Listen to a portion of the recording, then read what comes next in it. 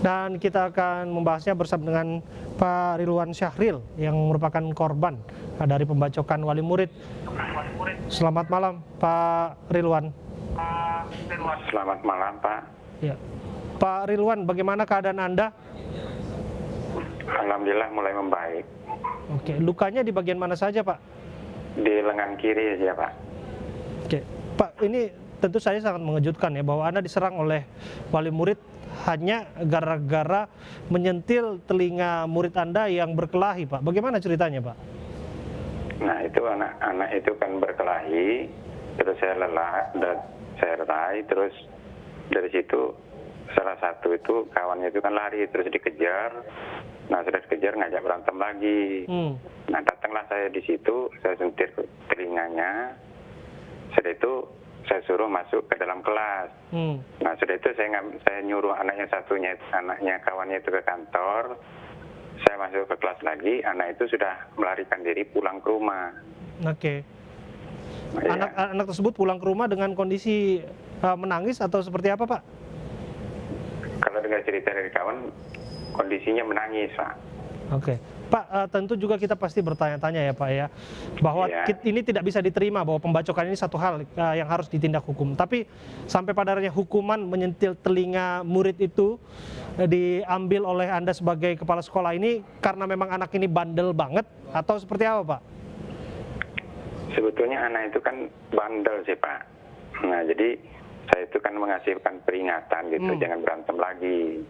Nah kalau saya nggak datang pada saat itu kan kita nggak tahu apa yang terjadi. Oke, jadi Bapak sudah memanggil dua belah pihak, kemudian Bapak hukum dua-duanya atau yang satu ini aja Pak kira-kira?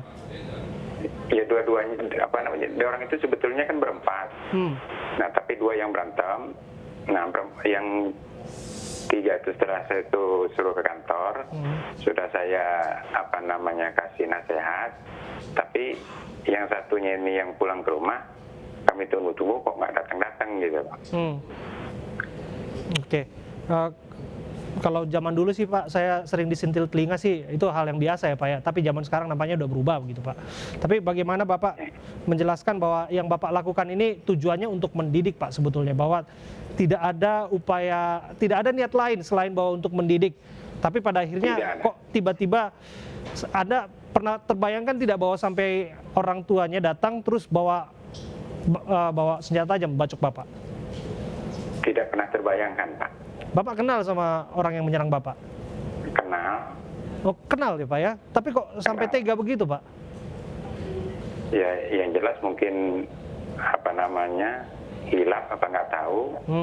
Ya sehingga beliau datang ke sekolah, terjadilah pembacokan Pak. Bapak kenal yang bersangkutan, profesinya apa Pak? Atau pernah ada catatan kriminal sebelumnya Pak yang Anda dengar? Belum.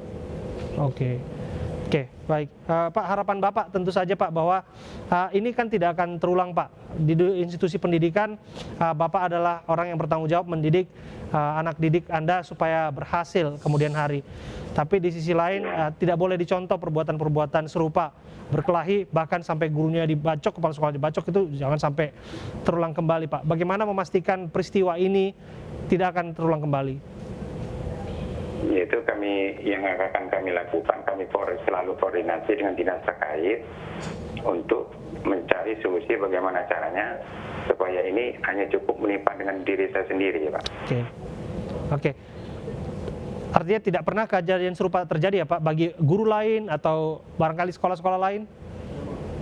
Kalau yang saya dengar belum ada Pak. Belum ada ya? Baru kali ini. Kita harapkan ini yang pertama barangkali terjadi di daerah Anda dan ini yang terakhir juga. Semoga kita juga bisa belajar bersama-sama untuk memastikan bahwa kita menciptakan kualitas manusia yang lebih baik di masa depan. Terima kasih Pak Ridwan. Kami harapkan Anda sehat-sehat dan bisa bekerja kembali.